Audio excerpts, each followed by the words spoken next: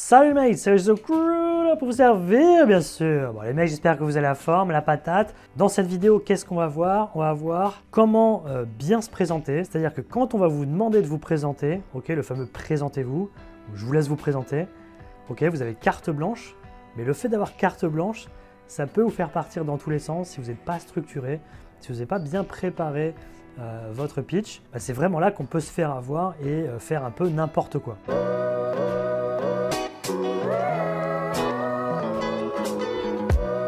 S'abonne et on active la petite cloche bien sûr. Avant toute chose les mates, n'oubliez pas de vous abonner, de liker, de partager, c'est important bien sûr. Alors avant de commencer et voir comment il faut se présenter, j'aimerais souligner deux points qui sont selon moi essentiels et sur lesquels on n'insiste pas assez selon moi. Le premier, c'est de dire que la forme est plus importante que le fond. Je m'explique. Vous pouvez avoir le meilleur discours de la Terre, ok, pour votre présentation. Si jamais vous n'y mettez pas la forme, ben ça ne marchera pas. Ça ne marchera pas tout simplement. Le courant ne passera pas, la personne n'aura pas envie de travailler avec vous et du coup, ce sera un échec. Alors que si vous maîtrisez vraiment la forme sur le bout des doigts, vous pouvez vous permettre d'avoir un discours un petit peu moyen. Ok, c'est vous qui serez retenu parce que le courant sera passé, il y aurait la bonne énergie et l'envie de travailler avec vous. Le deuxième point que je voulais partager avec vous avant de commencer la vidéo à proprement parler, la clé en fait, ça va être d'anticiper les questions du recruteur vous concernant. D'accord? Donc il faut que vous preniez un peu de recul sur votre profil, essayez de voir ça avec la famille, les amis. Quelles sont les questions qu'on aimerait vous poser? Mais on verra que c'est à peu près tout le temps les mêmes. Et après, la clé, ça va être à vous, une fois que vous avez anticipé ces questions, d'amener les réponses sur un plateau au recruteur, ok, de lui mâcher le travail. C'est comme si le recruteur il avait une checklist de tous les points qu'il veut vérifier et vous, dans votre présentation, ok, vous allez aborder tac, tac, tac, tac, chaque point. Comme ça, à la fin, ça deviendra pour lui une évidence que, pour lui ou elle d'ailleurs, que vous êtes la bonne personne. Alors maintenant, je vais vous donner une sorte de trame pour que vous puissiez répondre au mieux quand on va vous demander de vous présenter. Donc, comme vous le savez, je m'appelle Charles Dupont. J'ai 28 ans, je suis diplômé de l'ENSIMAG. Lors de cette formation, j'ai eu l'occasion de réaliser différents stages et alternances dans le domaine du développement informatique puis de la gestion de projet. Et ensuite, vous commencez avec le premier stage. Concernant le premier stage, donc chez telle entreprise, et là, ce qui va être très important, c'est que vous appliquez à chaque fois la méthode de l'entonnoir, ok, pour ne pas vous disperser. Donc la méthode de l'entonnoir, c'est du plus général, ok, pour après rentrer dans le détail, dans du spécifique. Okay, ça va permettre de structurer votre discours et de ne pas partir dans tous les sens. Et ce qui est très important, c'est d'associer cette méthode de l'entonnoir avec l'autre point que je vais vous mentionner, c'est-à-dire annoncer une forme de plan. Donc, j'étais en stage dans telle entreprise, ok, au sein de tel service, ok, j'ai occupé telle fonction, et dans le cadre de cette fonction, j'ai eu 3-4 grandes tâches au cours de ce stage. Et il faut les énumérer dès le début. Ok, première tâche, je dis n'importe quoi, une tâche de développement informatique, peut-être après un rôle de plus de maîtrise d'ouvrage, peut-être un rôle de support. Ok, bon, à vous d'adapter bien entendu en fonction de vos expériences. Et toute la clé en fait d'annoncer ce plan au tout début de la présentation de votre stage, c'est que la personne en face de vous va vous suivre beaucoup plus facilement. Ok, et qu'elle ne va pas vous interrompre pour vous poser des questions. Et quand je vous parlais du fait d'anticiper les questions et d'amener les réponses sur un plateau, bah là on est en plein dedans. Okay, c'est-à-dire qu'en fonction de ce qu'il y a sur l'offre d'emploi, d'accord, vous allez extraire les plus grandes tâches et vous allez les faire matcher, dans la mesure du possible, avec ce que vous avez pu faire au cours de vos stages ou alternances. Et donc après, quand vous avez annoncé les 3-4 grandes tâches, vous commencez à les dérouler. Okay, donc concernant la première tâche, donc plutôt orientée développement informatique, et pareil, vous refaites une méthode de l'entonnoir. Okay, j'ai pu intervenir sur différents projets, dans une équipe agile composée de tac tac tac et après seulement vous rentrez dans le détail de ce que vous avez pu faire. Ce qui est très important quand vous allez dérouler après ce que vous avez pu réaliser, c'est d'employer le je, ok, jamais le on. Le on c'est imprécis, on ne sait pas qui est derrière, ok, donc c'est le je. Autre point très important, toujours dans le but d'être le plus concret possible, c'est de donner des exemples. Ok, donc c'est j'ai fait. À titre d'exemple, j'ai pu travailler sur tel projet. Okay, c'est primordial que tout tourne autour de vous et uniquement de vous. Point très important, une fois que vous avez fini de dérouler toutes les expériences sur un stage, okay, ça va être important de faire ressortir ce que vous avez apprécié, ce que vous en avez retenu. Ça, les recruteurs adorent. Okay, ils veulent savoir, ok, vous avez fait telle expérience chez Renault par exemple, sur du développement informatique, avec un peu de gestion de projet. Une fois que vous avez fini de présenter, c'est important de dire ce que vous en avez retenu. Pareil, ça va être de répondre aux questions. Ça va être de dire ce qui n'est pas sur votre dossier. C'est pas écrit sur votre dossier qu'est-ce que vous avez aimé à propos de telle expérience. C'est pour ça que c'est très important d'en parler directement de vous-même et d'anticiper cette fameuse question. Par exemple, si vous êtes plutôt commercial, ce que j'ai particulièrement apprécié sur cette expérience chez Renault, c'est le challenge au quotidien ou toutes les semaines pour obtenir des résultats, etc.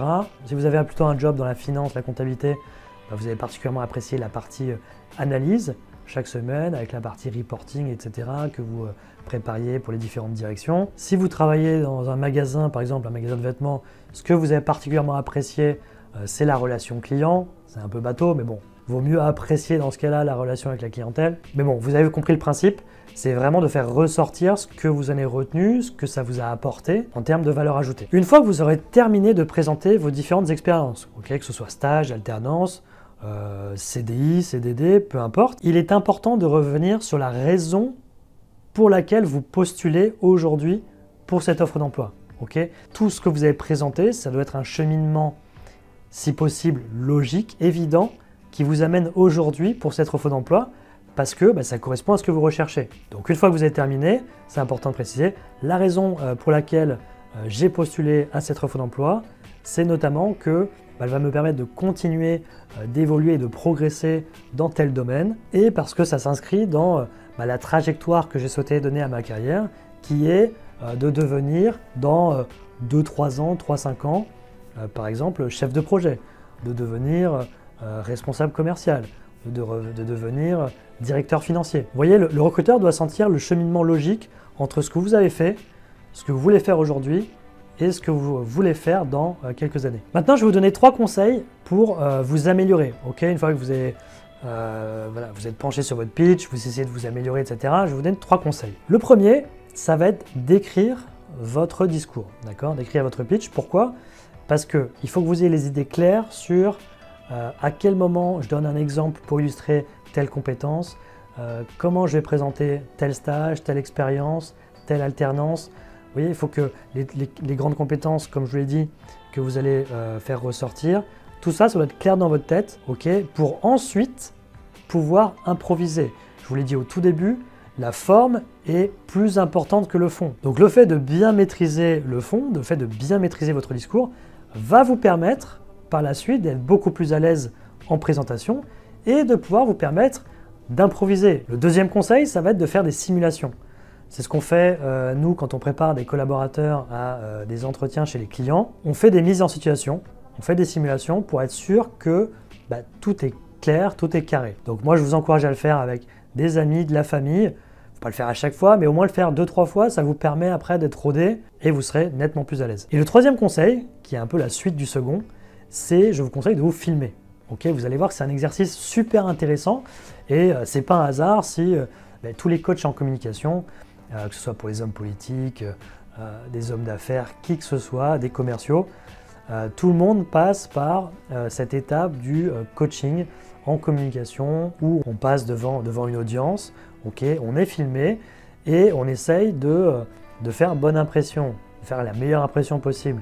Mais en fait, c'est quand on est filmé qu'on va avoir conscience, quand on va vous montrer les images, qu'on va avoir conscience de nos tics de langage, des petites erreurs qu'on peut faire, du décalage potentiellement qu'il peut y avoir entre l'image qu'on pense renvoyer et l'image qu'on renvoie vraiment. Il y a des personnes, par exemple, qui vont croire qu'elles sourient, alors qu'en fait, quand on les voit vraiment, et quand elles vont se voir en vidéo, on a l'impression qu'elles font la tronche. Donc moi, je vous conseille vraiment de faire ça, et c'est le meilleur moyen de progresser le plus rapidement possible. Allez, je termine avec 2 petits conseils pour la route, pour vous aider, ça fait pas de mal. Le premier, c'est poser des questions le plus fréquemment possible pendant l'entretien, dès que vous pouvez. Pourquoi? Parce que si vous posez des questions, vous montrez votre intérêt pour le poste, vous n'êtes pas là par hasard, vous vous intéressez au poste, à l'entreprise, et en posant des questions, vous faites en sorte de sortir, de casser l'entretien classique. C'est-à-dire que ce n'est pas le recruteur qui pose des questions et vous qui répondez, c'est vous aussi vous posez des questions et du coup ça devient une discussion,